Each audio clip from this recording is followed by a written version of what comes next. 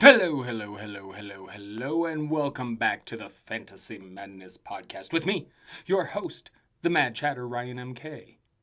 Do not forget to follow me on the Twitters, or the Grams, as the kids say these days, at RMK Madness. That's right. And hey, look at this. We have video. It's so exciting. I'll be on YouTube. You could see it. You could see the madness in the flesh now. This is fantastic. I'm so excited. I probably shouldn't be. It's just some video now. It is nothing crazy. But I dig it. And we're going to get going. Anyway, let's continue as we normally would. I hope everyone had a wonderful holiday weekend and a safe holiday weekend, for fuck's sake. I had a pretty great weekend for two reasons. One, my wife and I, we celebrated our 6-year anniversary. That's right. Phenomenal. And, the quarantine and everything has only brought us closer. It's been really nice because she's not only the most beautiful woman in all of the land. Yes, she's so wonderful. But she is also my most bestest friend in the world. That's right. Bestest friend in the world. So, 6 years. It's been a good 6 years. Some ups and downs. But strength has been built through it all. So it's been great. So that was one of the reasons I had such a great weekend, celebrating this 6 years of wonderfulness with my best friend / wife / queen. And now, the second reason. And really there's three, because I gotta get to I gotta get to the third one in a second. But the second one, Dunkirk. Now, if you hadn't heard about Dunkirk yet, you need to go investigate. Basically, a group of Trumpers decided to get together in Lake Travis, Texas, to have a boat rally, a pro-Trump boat rally. And guess what happened? At least 4 of those boats took on water and sank. Oh, what a shame. Not really. Justice is served. Justice is served. I'm sorry. I don't feel bad for him. I don't. Not even a little bit. Not even just a tiny bit. I don't feel bad for him at all. No. And the third thing. Did you see Cam Newton's press conference thingamajiggy? He had the cowboy hat thing going. I love Cam. I think it's fantastic. He is still being Cam in New England, and all those Patriots and other football fans who said Bill Belichick would never put up with someone like that. He's not professional enough. Well, he seems to be just camming it up to me. Bill Belichick seems fine, right? Bill seems fine with how Cam's behaving. Because he's still fucking doing it, right?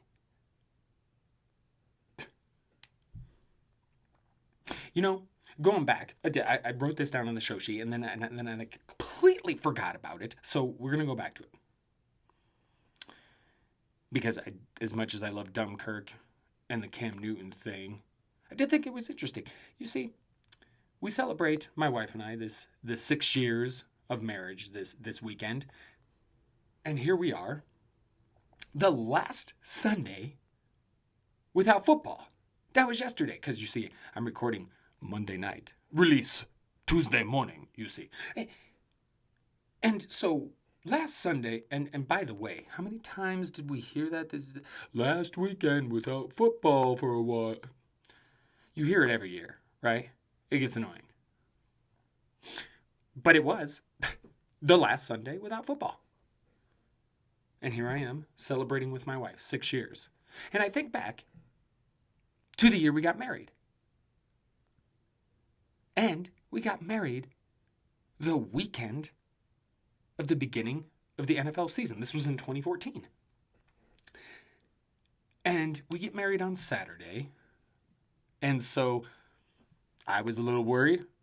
What are people going to do? They probably want to watch the foosball on Sunday. It's opening weekend. And I must admit, I wanted to watch some football too. So we figured out a compromise. Those that wanted to watch football just piled in my apartment and we watched football. It was great.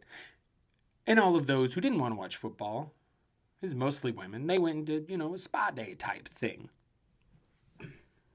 Everybody wins. Everybody wins.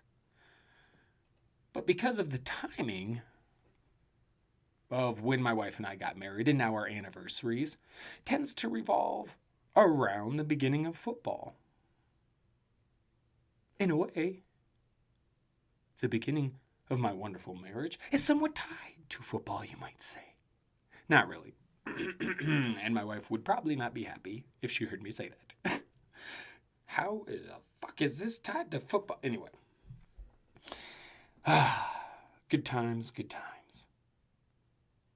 Speaking of good times, though, the wait is over. Fucking football's here, people. We get football this week. This week. Now, it's going to be a little strange. Some stadiums will have no fans. Some limited capacity. So it's not going to be quite the fanfare that you normally see. But it's still going to be a blast. We're getting football. At least for week 1. We'll see what happens. Because that's going to be the biggest thing. They're going to have week 1. And then see how they've been doing. See how all of this COVID stuff is circulating or not circulating around on the football field.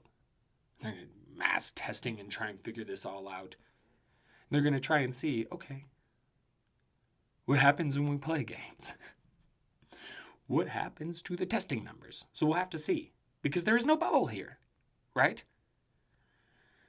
Guys have to go home every night and behave themselves, And the majority of them will. But, there's going to be a few who just can't help themselves. I mean, shit happened in the NBA bubble. Who was it? Was it Lou Williams? It was somebody. Couldn't stay away from the strip club. Now, they tried to say, I needed the damn wings from the strip club. They had some bomb-ass wings, and I'm all for you and your bomb-ass wings. Well, come on, man. It's quarantine. And you cannot expect, even if you sincerely and honestly only went to the strip club for the wings, that's still not how everybody else is going to perceive it. Just saying. Whew. Goodness. No! I know. No. You really shouldn't. Strip club during the pandemic? No! No. But we have football this week. And again, we'll see how it goes after this first week. But man, the games are just loaded, and it's going to be, I don't know. I don't know how any of this is going to go, but I'm just excited that we're going to get some football. And it starts Thursday night. And we're going to get into that in a little bit. A little bit of a preview action going on for the Texans and the Chiefs. Thursday night opening day. Oh my goodness, this is just too much. It's just too much. Everything that's going on this year, and we're actually getting football. I mean, really, getting football is pretty minuscule in everything that's going on in the world. But it's still cool, and I'm still excited. I'll also be interested to see what the hell happens when all these players start kneeling and speaking their minds on social justice, because there's a group out there who's going to complain loudly. And my opinion is they can fuck off. We don't need them watching the sport, but that's just me. That's just me. But football, my friends, football is here. What the fuck?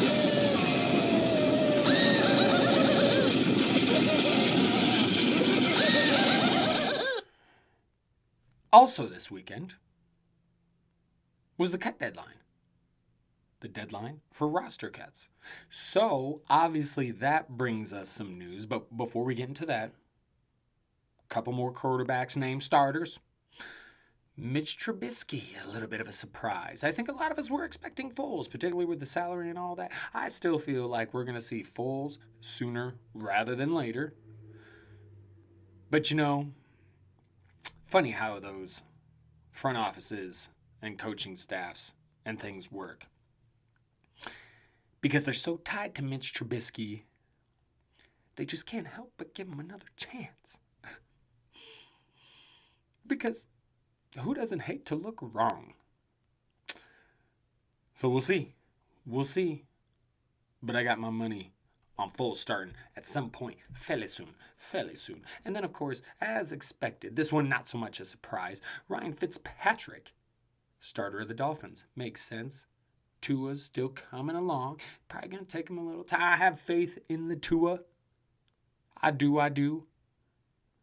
And I can say his last name. Can you say his last name? Tagovailoa. The way it was explained to me, you got to say the tongue. Like tongue. Hung. You got to say Tagovailoa. Yeah. I hope I'm saying that right.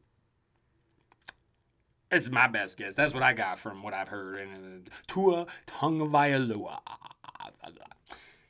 So yes. But I imagine we'll see him at some point this season. I don't think he's going to redshirt the entire season. But I do think we're going to see some Fitzmagic for a little bit. We're going to see some Fitzmagic. And I'm okay with that. Now, a trade happened amidst the roster cuts. And that is Lynn Bowden to the Dolphins. Bit of a surprise. Raiders drafted him in the 3rd round. Trying to make him a running back. He played receiver. I mean, he did a little bit of both. A little bit of a hybrid type, right? So the idea was to try and play him as a running. But I don't understand. Particularly because they lost Tyrell Williams. I mean, they have some guys there, obviously. Ruggs, Edwards. Gotta like Renfro. But it just, they didn't think to just put him at wide receiver. Because after being traded to the Dolphins, guess what group Lynn Bowden's running with? The fucking wide receivers. Not just a thinking cap, my friend. So we'll see how he does with the Fins. But they are also in need of some receiver help. And Lynn Bowden just might be able to provide it. We'll see. But it's not going to hurt the running back room. That's one of the biggest things about it. Because I heard Lynn Bowden to the Dolphins, and I'm like, fuck. I love Matt Breida. I'm also interested in Myles Gaskin because I'm not big on Patrick Laird. Or Jordan Howard. That's really the first name I meant to say was Jordan Howard. Oh, no. I just... Train derailed. I know. You suck, you jackass. No. It's the first time today that I met. Whatever. Also, we did discuss on the pod on Friday that we did have a couple of names that were cut. Adrian Peterson, Dare Ogunbowale. Now, Dare worked out with the Raiders, last I heard. No news from that. We'll see how that goes. Adrian Peterson is now a member of the Detroit Lions, which makes sense. Darrell Bevell, offensive coordinator. This was also the offensive coordinator for a period of time for the Vikings when Adrian Peterson was employed there. So it makes sense, right? It makes sense that AP would go there. And everybody's worried. What's this mean for DeAndre Swift? Well, I don't think it means anything, to be honest. This is what I think. They have Kerryon Johnson, who they're not sold on, obviously. They have DeAndre Swift, whom they seem to really like, but was recently injured. And if they feel like Swift might need a few weeks to get right, They're probably sitting there going, we can't just run out there with just Carrion Johnson. We can't do that. And Ty Johnson? Now, I was a Ty Johnson fan last year, but he fell on his face. They can't have any faith in them. Now, I don't know what kind of faith they should have in Adrian Peterson. Although, I tell you what, you look at his stats, they're not great, but he still hits those big runs. He was number 2 in juke rate last season, number 8 in big runs, number 11, I believe, in evaded tackles. So he's still got a little something. It's just not what teams really need, but he could be a little helpful. In other words, he can do enough and be good enough to be a bit of a nuisance, but not to be a real threat to DeAndre Swift, I guess is what I'm saying. Maybe he vultures a few touchdowns throughout the year. I don't know. It's possible. But I do still firmly believe, once healthy, it's the DeAndre Swift show, okay? So no need to worry. No need to worry. Remember Hakeem Butler? I remember a lot of people liked Hakeem Butler. Wasn't there some people that had him as like the 1, 2, 3 receiver of the class? Like, just insanity. He was cut by the Cardinals. To best of my knowledge, has not latched onto a practice squad yet. Lamar Miller, DeAndre Washington.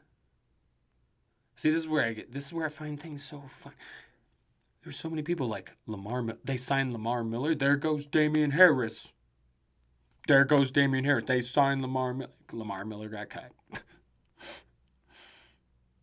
DeAndre Washington. Now, don't get me wrong. I thought there was a chance. I felt like Elijah McGuire was the more talented back. But I could see it.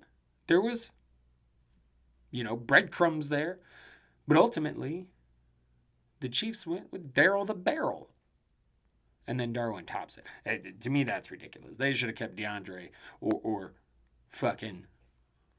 Who the fuck was the other one I was just talking about? Elijah McGuire. Should have kept one of those dudes over Darwin, if you ask me. But Darryl the Barrel remains there as the number 2. Very interesting. Keep your eyes on that Thursday night. Keep your eyes on Darryl the Barrel. Just saying. Some diehard darlings. Diehard dynasty darlings got cut. Gary Jennings. Do you remember Greg Jennings? I remember. I was a little excited when the Vikings got him, and then he didn't do shit. Propped up by Favre and Aaron Rodgers.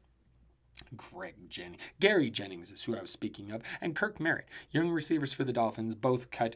Thought, hey, one of those guys got to have a shot at making the team, given the injuries and the exemptions with the wide receiver room and all that. Yeah. No. I know, no. It's a shame. A couple other guys, Dontrell Hilliard, Jake Kumaro, been around a few more years. Jake Kumaro, just another one of those Packers receivers that has some talent, and Aaron Rodgers is warm and cold on, likes him one minute, doesn't the next. And I don't understand Aaron Rodgers, and I don't think he's as bad as some people would suggest, but I also think he is a bit of a tool. And he probably has a way about him that rubs some people the wrong way. But that I don't mind, because I have that. So I do rub people the wrong way sometimes, and that's okay. That shit happens. And then Dontrell Hilliard, I'm not sure why this happened, because they basically, the Browns, and they signed Dontrell back to the practice squad. So he's still technically with the team. But they somehow saw more in Dearness Johnson than Dontrell Hilliard. Their player profile suggest the opposite. But Hilliard has been around a few years, hasn't been anything special. So, new blood maybe? I don't know. I know Dearness Johnson was rook last year, but still, Newer blood than Hill. Last one I'll mention. John Kelly, cut by the Rams. People were kind of wondering. Because if you look at that Rams roster with the running backs, John Kelly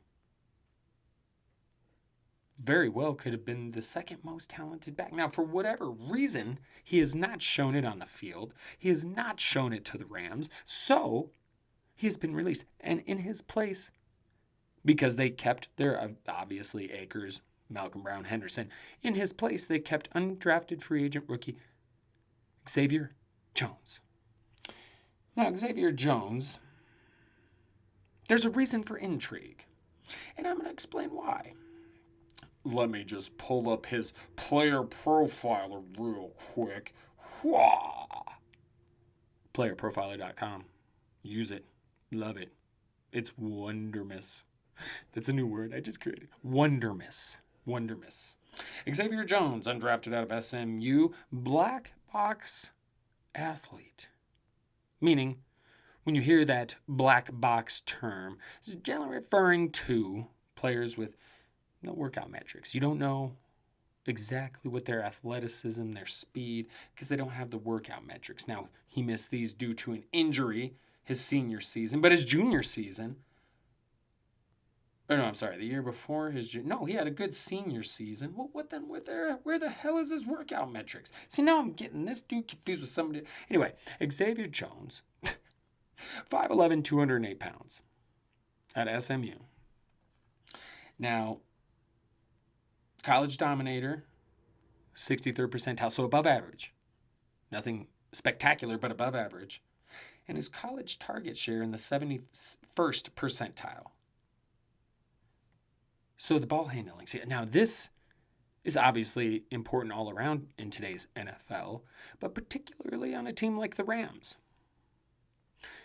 So it'll be interesting because I know for me personally, you look at Malcolm Brown, what he's done in the NFL, his player profile, he is an average talent.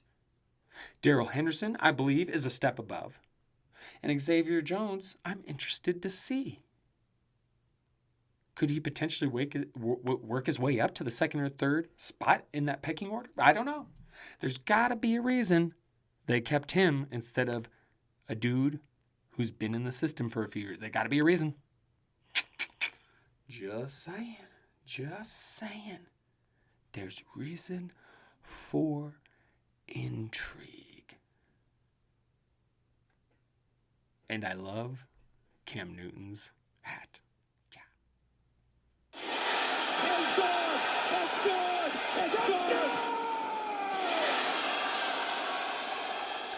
Once again, the wait is over. Madcaps. We're getting football this week. And by the time you listen to this, we'll just have a couple of days. So we got to do a little TNF preview, a little Thursday Night Football preview. Look at what's going to come here. We got Houston at Kansas City. I believe Kansas City will have limited fan capacity, so we'll see how that goes. And this was previously a pretty high-scoring game. In the game in the playoffs, Houston got out to a huge lead. Mahomes led the comeback. Fun game. So I expect some more fireworks Thursday night as well. Now, Kansas City, as a team, they remain mostly unchanged, right? You got to look at the running back situation. That'd be the big difference there. No Damian Williams. You got the rook, Clyde Edwards-Helaire, who everybody is in love with. I still feel like just a little overhyped, but I also understand mostly. And the Chiefs seem to love him, so, you know. And as mentioned, Darrell the fucking Barrel is the number 2. So I really want to see, what do they have in mind for my guy, Darrell the Barrel? What do they have in mind? Is he literally going to be a complimentary piece, or is this going to be a 1-2 punch? Because Darrell the Barrel has some attributes that I think Clyde Edwards-Helaire doesn't. See, Edwards-Helaire fits this system pretty damn good. But you still could use that, barrel, for the tough yards. And I think he might have a little something to say about that. And he might be a little more productive in that area than CEH.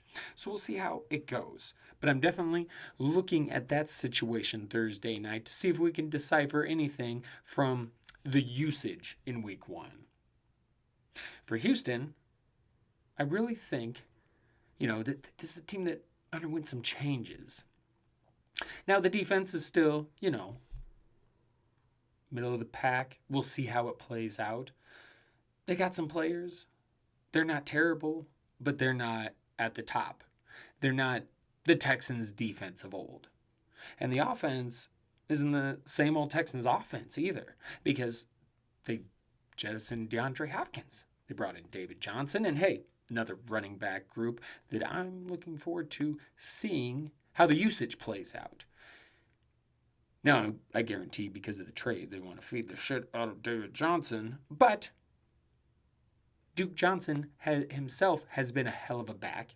He was much more efficient than Carlos Hyde last year, and while that didn't get him any extra run, we'll see what happens this year, particularly if David Johnson struggles or deals with any injuries. Yeah. But back to the changing of the offense. Okay, so the run game will probably still be similar, but the passing game, with Hopkins out of there, you got to figure. When Will Fuller was out there, yes, Watson used him, but that was, how often? Fuller's had a hard time staying healthy. There's a lot of Deshaun Watson. And now you look. A lot of DeAndre Hopkins. And now you look in Deshaun Watson, he has Brandon Cooks, he has Kenny Stills, he has Randall Cobb to go with Will Fuller. It's a little bit better of a setup. So I could see, not any one of those guys necessarily taking over and getting a Hopkins-like level treatment. I just think he's going to spread the ball around a lot more, and I actually think it could help this offense. Because Deshaun Watson might have got a little too used to, hey, I'm in trouble, let me find Hopkins. Can you blame him? But this way, this might help this offense be even more productive. He has more weapons, he can spread it around, they're going to be tougher to defend, I believe. So we'll see how all that plays out. 2 awesome quarterbacks. Should be fun offenses, good game. I got Kansas City 34-23. We'll see how it plays out. Now, when it comes to the fantasy side of things, Kansas City's easy, right? You play your studs. You know who to play. Now, obviously, the question is, what about Darryl the Barrel? Now, I'd say wait and see what the usage is like. But if you're in a pinch, let's face it, there's already been some crazy running back shit that's happened. Darius, guys, thank you very much for killing me in half my leagues. Not really. But you did hurt me, man. You hurt, and fuck me. Fuck me. You hurt that woman. We won't get into that. Let's just say, Darius, guys, piece of shit. He's jettisoned off every one of my rosters. I really hope he doesn't even come back, man. And this isn't bad feelings, sour grapes, because of what's happened over and over and over with this guy. No. I just don't like trash human beings, really. It's pretty simple. Anyway, back to the topic at hand. Casey, play your studs. Keep an eye on Darryl the Barrel. For Houston, David Johnson is going to be a safe play. He's going to get the volume. Obviously, Deshaun Watson. But you're looking at the receivers, and I guess I'd want to see how the usage plays out. But if you got to play any of them, I don't think Will Fuller's a bad idea. And I actually really like Randall Cobb this year. And I could definitely see him producing throughout the season. So we'll see, again, how it goes. I just keep saying that, repeating that. We'll see. We'll see how it goes. Yeah, we'll get it right. No! I know. Anyway, Thursday Night Football. Here we come. It's coming. It's coming. Texans. Chiefs. Yes. A few days away. Calm down, though. Calm down, everybody. It's going to be okay. Football is here. Game over, man. It's game over. Yes, game over. Pod over. That time has come. So we work our way towards getting the hell out of here and preparing for week 1 of the NFL season. Before we go, though, I did want to point out, if any of you have been doing a lot of best ball this year, I've recently gotten into it. I tried it out last year, but I really got into it, well, just in the past week or so, really got into it.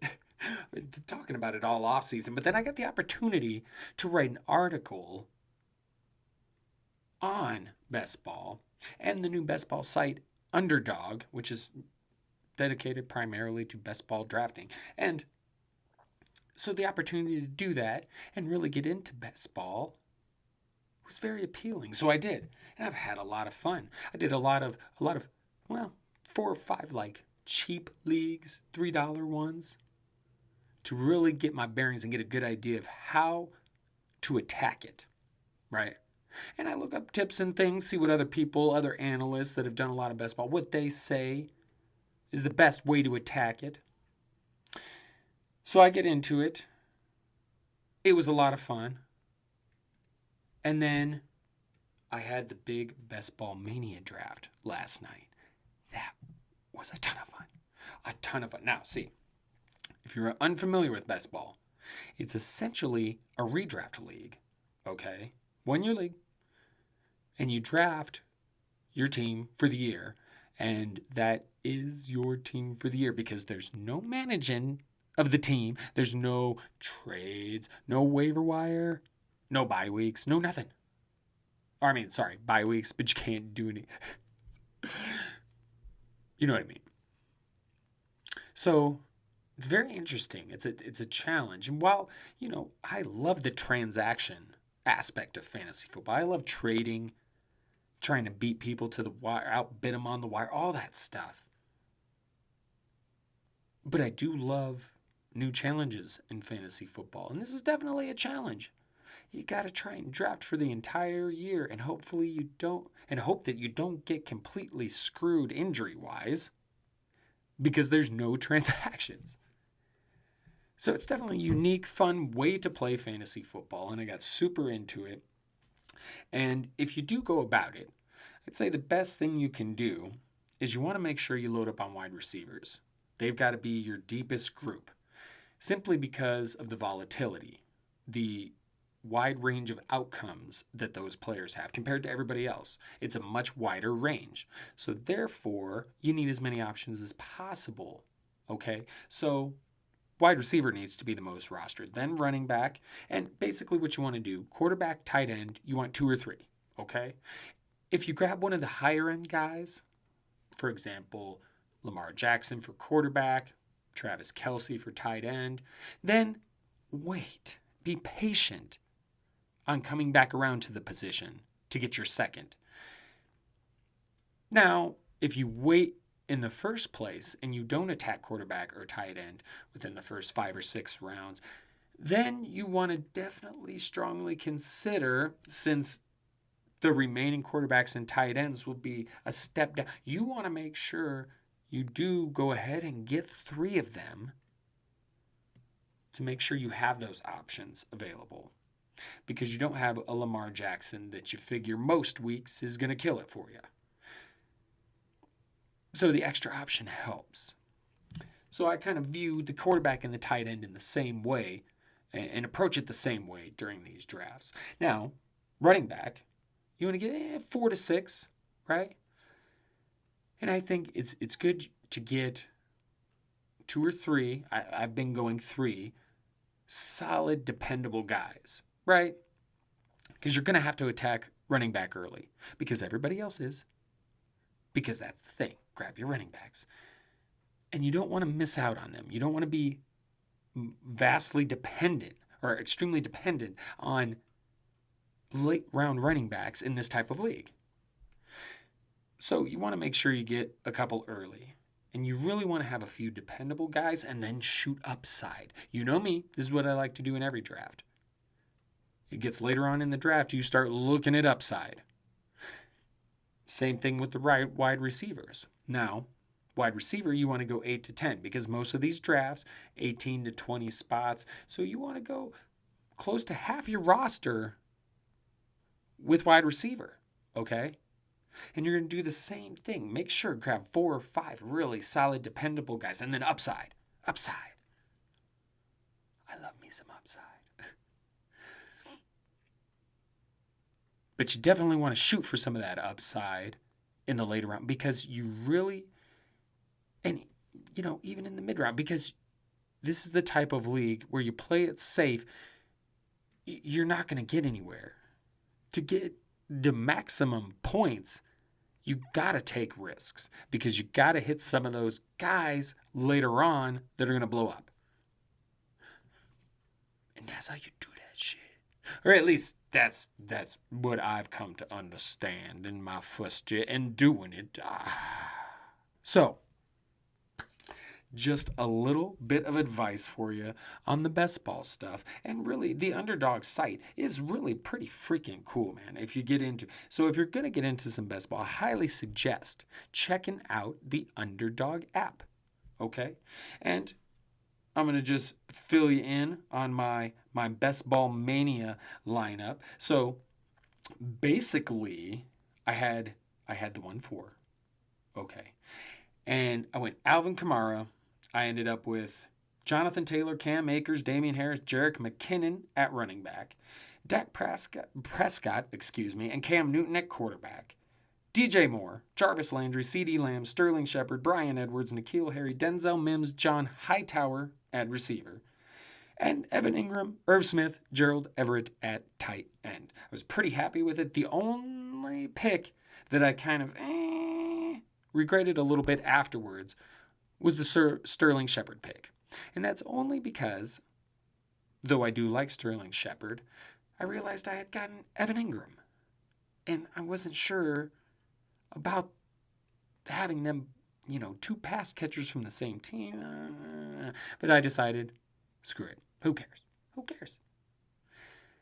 And I'm pretty happy with my team. Pretty happy with how it turned out. Some of my practice drafts, the $3 ones, were not as sexy. The teams, don't look as sexy. One in particular, I kept forgetting that I was drafting, and so I'd look up at my pad, because for some reason, if I have one complaint about the app, the Underdog app, it's I could use some sound in the draft room so that I could hear when it's my turn. And so I kept missing my turn, and I somehow, in one league, I ended up with Drew Brees, Deshaun Watson, and Matthew Stafford. I'm like, I don't fucking need all these quarterbacks. I don't even want Drew Brees. So, yeah, Underdog app, if you're listening, a little bit of sound, please, would be nice. Unless it is available and I just haven't figured out what the fuck is going on, because it's very possible. I am not the best with technology, which is why it's taken so long for me to do video within my podcast. What are you going to do? All right. Let's move on. Close up shop. Get out of here. I'm feeling a little hungry personally, so I might have to go make something to eat. But I hope everybody has a fantastic week. We got football coming up. And good luck in all your last-minute drafts. Enjoy yourself. Thursday night. Football's here, folks. It's here. Enjoy it. Particularly week 1, because we don't know what's going to happen for week 2. I'm telling you, they have this all set up, the way the schedule's set up and everything, just in case after week 1, shit goes a little, little crazy. So we'll see how it plays out. But I'm excited. I'm excited. Football, it's good to see you again. It is good to see you again. Yes. So enjoy as always. Thank you for listening. Don't forget to follow me on the Twitter at RMK Madness and YouTube, RMK Madness. Instagram, RMK Madness. Just go find it. You just all my stuffs. And if you just check out Twitter, I'll have links for everything there. So don't forget, check out all my stuffs. And again, thank you for listening. Appreciate it very much. Much love to everyone out there. Stay safe. Stay vigilant. Stay mad. Ta-ta for now. Laters.